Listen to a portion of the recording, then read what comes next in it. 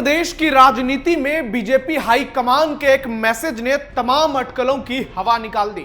2027 में बीजेपी का सीएम कौन होगा, इसका जवाब बीजेपी के सबसे शक्तिशाली शख्स ने खुद दे दिया। जी हां, हम बात कर रहे हैं बीजेपी के राष्ट्रीय अध्यक्ष नितिन नवीन की, जिन्होंने समाजवादी पार्टी के मुखिया अखिलेश यादव के सारे दावों की और प्रदेश के सीएम योगी आदित्यनाथ के खिलाफ फैलाए जा रहे तमाम प्रोपेगेंडा की लंका लगा दी। दूसरी ओर जो केशव प्रसाद मौर्य कुछ दिन पहले तक संगठन और सरकार में फर्क बताकर लाइमलाइट बटोर रहे थे, अब उन्होंने भी योगी आदित्यनाथ के सामने हथियार डाल दिया है। इससे सब कुछ साफ हो गया है कि बीजेपी 2027 का चुनाव अपने लोकप्रिय सीएम योगी आदित्यनाथ की ही अगुवाई में लड़ेगी। और जो लोग महीनों से सीएम योगी और डिप्टी सीएम केशव के बीच रिश्तों में दरार की कहानियां लिख रहे थे, उनका पूरा नैरेटिव भर भरा कर गिर गया। और कहानी यहीं खत्म नहीं हुई। बीजेपी अध्यक्ष ने पार्टी नेताओं को भी कड़ी चेतावनी दे दी और गुटबाजी से दूर रहने की सलाह। यानी बीजेपी ने एक ही दांव में आगामी चुनाव की पूरी पटकथा तैयार कर ली, जिसका समर्थन अब एनडीए की दूसरी पार्टियां भी कर रही हैं। एक और मजबूत एनडीए और दूसरी ओर बिखरा इंडी।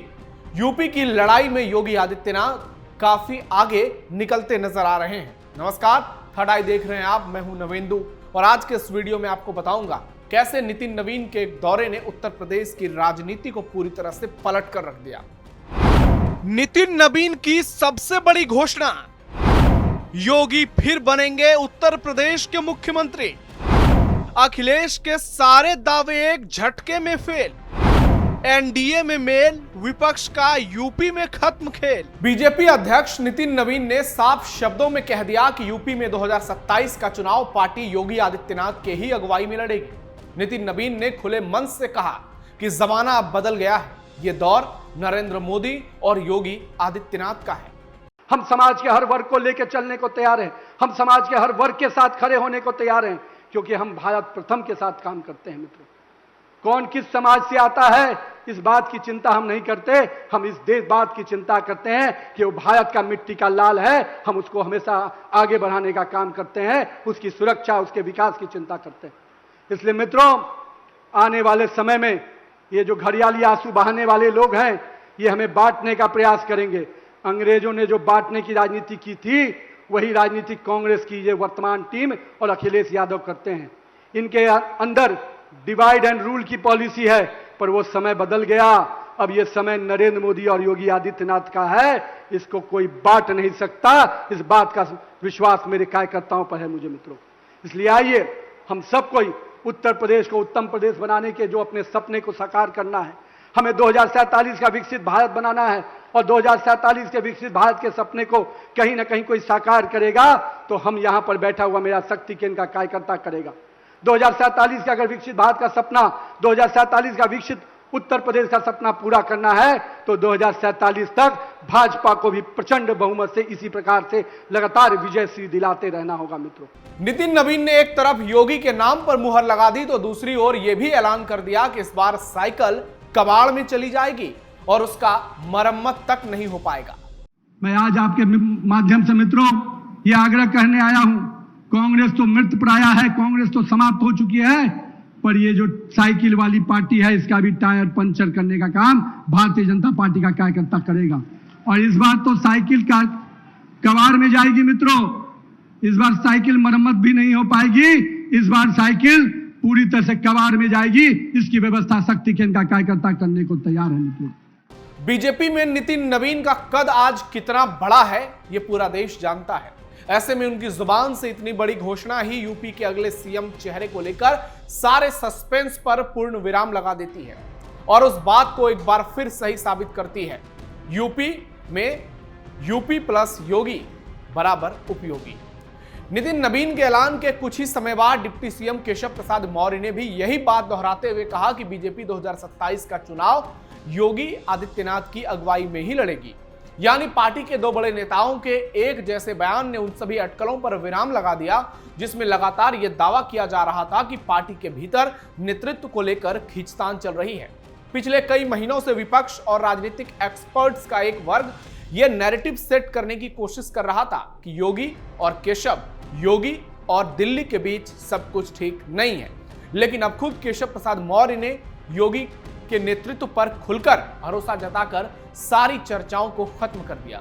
बीजेपी ने यह भी संकेत दे दिया कि संगठन और सरकार पूरी तरह से एकजुट है और चुनावी रणनीति का केंद्र योगी आदित्यनाथ ही रहेंगे। साफ है कि बीजेपी किसी भी तरह के भ्रम को खत्म कर अपने कार्यकर्ताओं और समर्थकों को एक स्पष्ट संदेश देना चाहती है कि 2027 का चेहरा तय है और पार्टी उसी नेतृत्व के साथ जनता के बीच जाएगी जिस पर लोगों का सबसे ज्यादा भरोसा है। अखिलेश को बड़ा झटका, अब क्या करेंगे सपा सुप्रीमो? इन बयानों का सबसे बड़ा राजनीतिक असर समाजवादी पार्टी और अखिलेश यादव की पॉलिटिक्स पर पड़ता दिखाई दे रहा है। पिछले कुछ समय से अखिलेश यादव और सपा के कई नेता लगातार ये आरोप लगाते रहे हैं कि बीजेपी के भीतर सब कुछ ठीक नहीं है, योगी और केशव के बीच मतभेद है, संगठन और सरकार अलग अलग दिशा में चल रहे हैं और चुनाव आते आते बीजेपी में बड़ा संकट खड़ा हो जाएगा। ऐसे में अब विपक्ष का ये पूरा नैरेटिव कमजोर पड़ता दिख रहा है। राजनीतिक तौर पर यह बयान इसलिए भी महत्वपूर्ण माना जा रहा है क्योंकि चुनाव से पहले पार्टी अपने कार्यकर्ताओं के बीच किसी तरह का भ्रम नहीं रहना देना चाहती। बीजेपी जानती है कि चुनाव में मोदी योगी का चेहरा भले ही सबसे बड़ी पूंजी है, लेकिन पार्टी में मतभेद की खबरें जमीन पर आखिरी समय में माहौल बिगाड़ सकती है। इसी के साथ नितिन नवीन ने पार्टी के उन नेताओं को भी कड़ा संदेश दिया जो समय समय पर अपने बयानों से संगठन के लिए असहज स्थिति पैदा करते हैं। उन्होंने साफ कहा कि किसी भी नेता को ऐसा बयान नहीं देना चाहिए जिससे संगठन या सरकार की छवि पर असर पड़े। चुनाव नजदीक है, इसलिए अब व्यक्तिगत बयानबाजी नहीं बल्कि टीम भावना के साथ काम करने का समय है। उन्होंने कहा कि अपनी अपनी ताकत एक दूसरे पर नहीं बल्कि विपक्ष के खिलाफ लगाइए। यह केवल एक सामान्य सलाह नहीं बल्कि पार्टी के भीतर अनुशासन का स्पष्ट संदेश माना जा रहा है। यानी एक तरफ योगी आदित्यनाथ के नेतृत्व पर अंतिम मुहर लगाकर पार्टी ने चेहरे को लेकर सारी बहस खत्म कर दी, तो दूसरी ओर गुटबाजी करने वालों को भी साफ चेतावनी दे दी कि अब व्यक्तिगत राजनीति नहीं बल्कि सत्ता में वापसी ही पार्टी का मूल मंत्र है। संदेश डिप्टी सीएम केशव प्रसाद मौर्य पर भी लागू होता है, जो कुछ समय पहले तक संगठन को सरकार से बड़ा बता रहे थे और अब उनके ऊपर भी जिम्मेदारी है कि कैसे खुद को एक बार फिर से साबित करें, क्योंकि पिछला चुनाव सिराथू से केशव मौर्य हार चुके हैं। ओबीसी के सबसे बड़े नेता के तौर पर बीजेपी खेमे में गिने जाते हैं, लेकिन सिर्फ बयानबाजी से काम नहीं चलेगा। जमीन पर प्रदर्शन करना होगा, जमीन पर दिखाना होगा कि पार्टी अगर उन्हें बार बार डिप्टी सीएम का जिम्मेदारी दे रही है तो इसके पीछे का आधार क्या है। सिर्फ योगी आदित्यनाथ के खिलाफ बयानबाजी से ही सब कुछ नहीं होता, लेकिन जो तस्वीरें निकलकर सामने आई उसने एक बार फिर से बीजेपी में सब कुछ ठीक होने की खबर दी, जहां पर एक साथ बैठकर पार्टी के तमाम नेताओं ने आम खाए और बहुत दिनों के बाद, करीब 5 साल के बाद योगी आदित्यनाथ 4 साल के बाद डिप्टी सीएम केशव प्रसाद मौर्य के आवास पर पहुंचे, ब्रजेश पाठक के घर पर पहुंचे, जो बीजेपी में एकजुटता का एक बड़ा संदेश है। चुनाव से पहले एनडीए एकजुट, विपक्ष में भारी फूट। एनडीए कितनी मजबूत है, यूपी चुनाव से पहले इस बात का अंदाजा ओपी राजभर के एक ट्वीट से आप लगा सकते हैं, जहां उन्होंने एक बार फिर समाजवादी पार्टी के मुखिया अखिलेश यादव पर जोरदार हमला बोला। अपने पोस्ट में राजभर ने लिखा, गुड मॉर्निंग अखिलेश जी, उठ जाइए, सुबह हो चुकी है, कितना सोएंगे महाराज।